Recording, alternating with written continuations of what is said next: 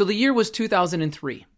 I was in private practice. I had 3 clinics at the time, and I was moving to expand into more clinics. I was losing money overall per month, negative $5,000 to $10,000 a month. This had been going on for about 3 or 4 months, and it was my wife who came to me and said, you know what? Taking another Con Ed course to become a better physical therapist isn't going to make this a better practice. Having greater clinical skills isn't going to solve the problems we're currently experiencing. Our family dynamics, our family viability, our family stability, happiness, enjoyment, freedom is all suffering. Not to mention the way you're acting and behaving around the clinic and everybody else. You're like angry at the world. And I first, in my normal fashion, denied that that was actually the case. But then I took a long walk and I came home and I said, you're right. I am so sick and tired. And she's like, sick and tired of what? You've built the business you've always wanted. You went into private practice. I said, yeah, but this isn't enjoyable. I'm not living the dream. She goes, what was your dream? I said, to achieve some degree of financial stability and some degree of greater time flexibility, which is freedom. My definition, I use it all the time. But even back then, I was like, I wanted some degree of balance in my life for the risk I was taking. The reward needed to enrich me in some way financially, and it's not a greedy thing. I don't sugarcoat things. I'm not going to hold back. I definitely wanted greater financial gain for the risks and effort and time. I mean, there were 2 times in my life I went to work and I never came home. I spent all night. My wife had to bring me a change of clothes, right? So that was the life I had signed up for. That was, I always tell people I'm Irish. What do I know? That's what we do. We just work hard, put your head down and push, right? So that was my family culture. I'm just speaking for myself, and maybe that doesn't apply to anybody else. But it was my wife who got me to realize complaining about others, complaining about your situation, dubbing in the worst thoughts and ideas in areas where you have great amount of mystery, where you're filling the vacuum with negative outcomes and preconceived ideas, because that is human nature, she said. In the absence of information, you will always put in the worst. And that was me. I don't know if this relates to any of you. I don't know if you relate to this story at all, but what changed my life, what really happened in that moment was when she said, if you put as much effort and as much money into yourself, betting on yourself, as a practice owner, as you have as a clinician, can you imagine what this practice would be doing right now? Could you imagine how successful we would be? Could you imagine how many more people you could help? Can you imagine the company culture and the financial stability and the professional opportunity you're able to now pass along to all the people who come to work with you here? And no longer do I have to hear you complaining anymore. And things are going to go a lot better around here. And she was right. She was right.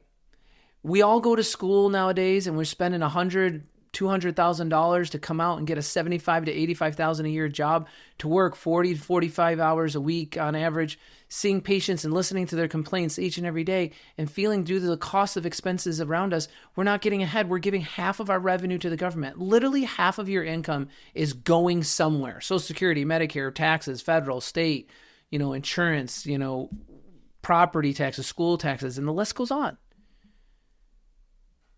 At some point, there's a margin of the population, not everybody. Some people are like, hey, I'm happy doing that. I'll buy some rental houses, or no, I get my job, I get my check, I go home. I don't want for anything else. I love my Toyota Camry, my Honda Accord, my minivan. It's totally fine. Nothing wrong with that life. It's great. I had a Dodge Grand Caravan. I had a Honda Accord. I had the whole thing. Mazda 626. My wife drove around. It was a very happy middle-class mentality, and it was fine. There's nothing wrong with that. Do not be a hater on me on this. But only if you're in bliss. Only if you are completely content. Only if you're 100% satisfied. I love my 401k and my college fund and my, 300 square foot home. But there's a percent of us that are like, no, I have more ability than that. I have more potential inside my body. I have more DNA than that. I want to create my own thing. I want to do it my own way. I want to create a culture that people rave about being here. They would never think about going anywhere else. Well, guess what? That success starts with you getting the education, knowledge, and training that you never got in PT school, number one. So invest in yourself, whether it be in Meg Academy or whether it be with some other group, some other entity.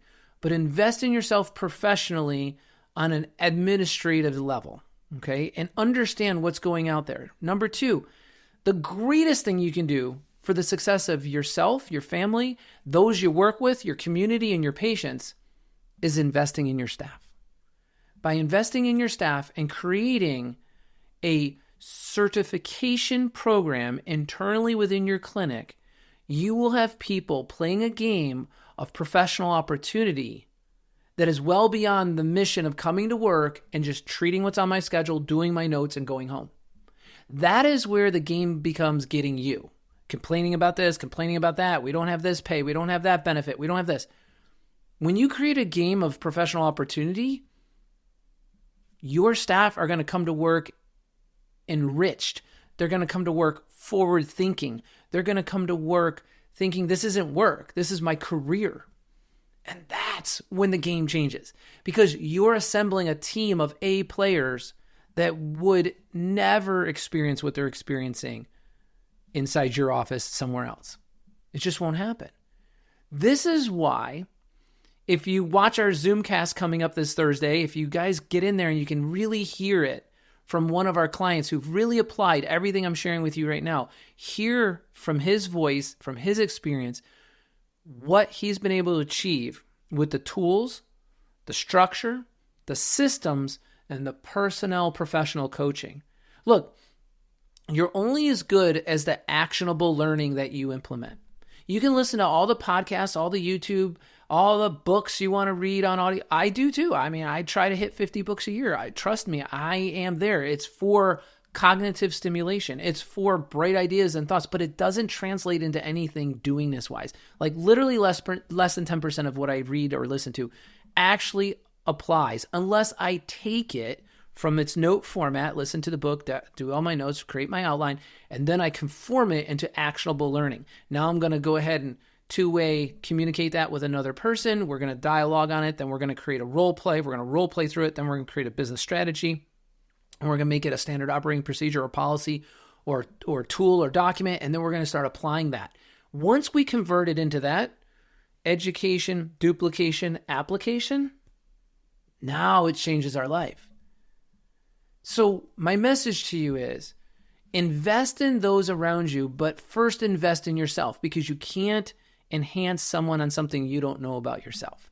Once you have that down for yourself, then you can shower others with that wealth of knowledge and that wealth of experience that you have, because you have a proven track record of success in thinking with it and operating with it. I'm telling you, running a viable, successful physical therapy practice in 2024 is not impossible. It is not as daunting and as challenging as you think it is. It's more difficult and more dubious, I guess, if you will, and it has greater risks of pitfalls than it did 10, 15 years ago because of overregulation, reduced reimbursement. The labor market is completely changed.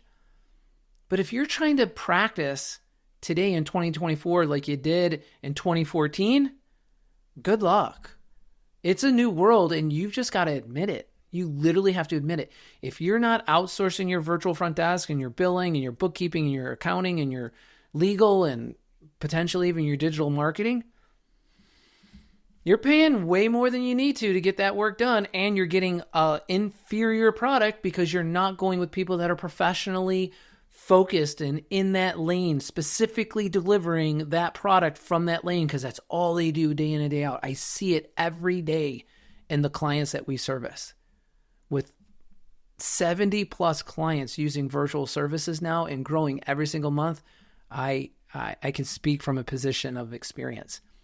You need to be prepared, and you need to be ready to focus on your internal team through the proper recruiting, proper company orientation with an orientation checklist. That is your tool.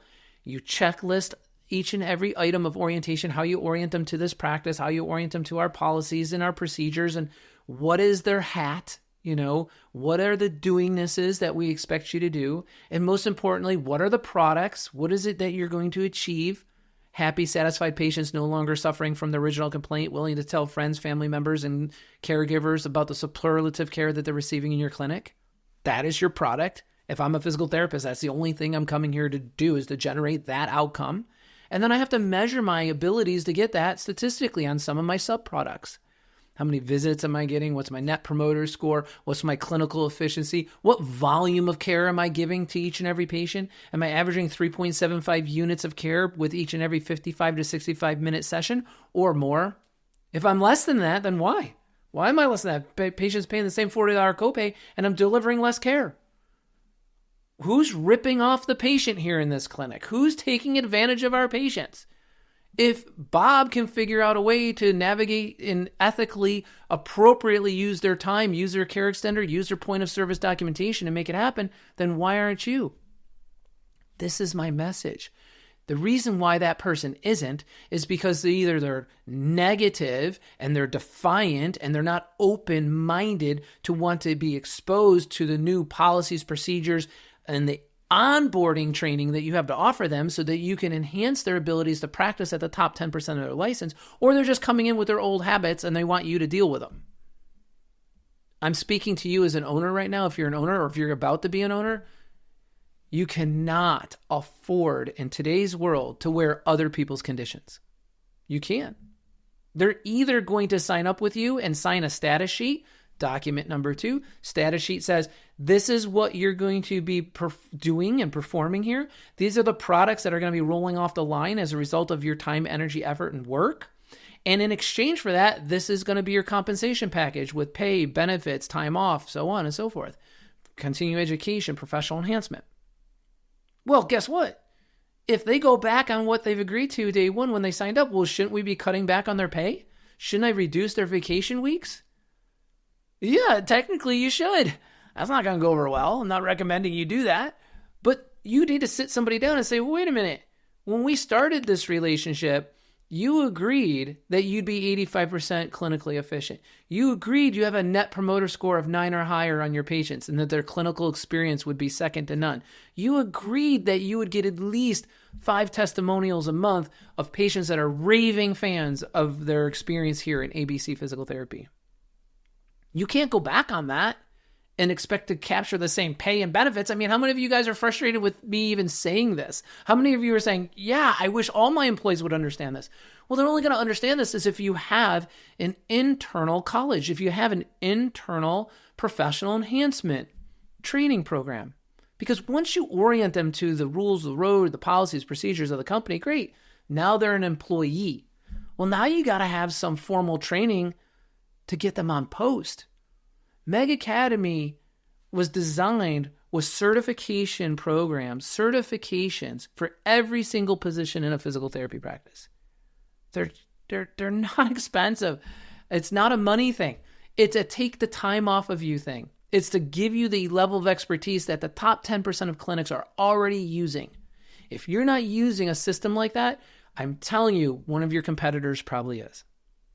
I'm here to catch you up. Or I'm here to say, if you have some form of that, great. Take a look at these documents. Take a look at this system. Take a look at how this system has been working for over the last, 10, 15 years. And how can you enhance your internal system? I'm not one to recommend that you have to go out and, buy all kinds of stuff to be successful, but you have to learn about all kinds of stuff. And you have to have the actionable learning of how to apply it. That's my message to you this week. Invest in your staff and know what they want, right? They want a post-orientation checklist. They want to be trained on every single set expectation you have for them, and then have them sign off on each line item. Have them role play it. Have them, demonstrate it. They can demo it. They can role play it. You can apprentice them on it for their first 30 days of employment. They're under an apprenticeship program. What you will have done is you will have created an environment where you may have 4 or 5 different therapists, but guess what? They're doing everything consistently right every single time. I don't want to strip them of their individualism. I don't want to strip them of their autonomy, but there is an appropriate protocol for documentation. There is an appropriate protocol in which it has to be submitted into the EMR system. There is an appropriate time frame in which you have to finish progress reports or attend community events or assist with your coworker through some tips and suggestions. See, I'm all about PGIs, personal growth ideas, and TPSs, tips for professional success. This podcast, this YouTube channel is going to constantly pull from Meg Academy and give you these little golden nuggets. I'm going to give you these little nuggets of successful actions, of successful teachings, of principles, elements, concepts, objectives that we currently use on a full-time basis with all of our Meg Academy clients. And I'm sharing just little bits and pieces of them for you here for free. So you get a little insight into what is available to truly round out your practice. Because is it not the top priority? Isn't the top priority for me as a CEO is to see to it that my patients are winning, my staff is winning, and my community is flourishing because of the effect we're having in our community? And in essence, is that not altering the perception of others about who our practice is? And doesn't that translate into building my brand?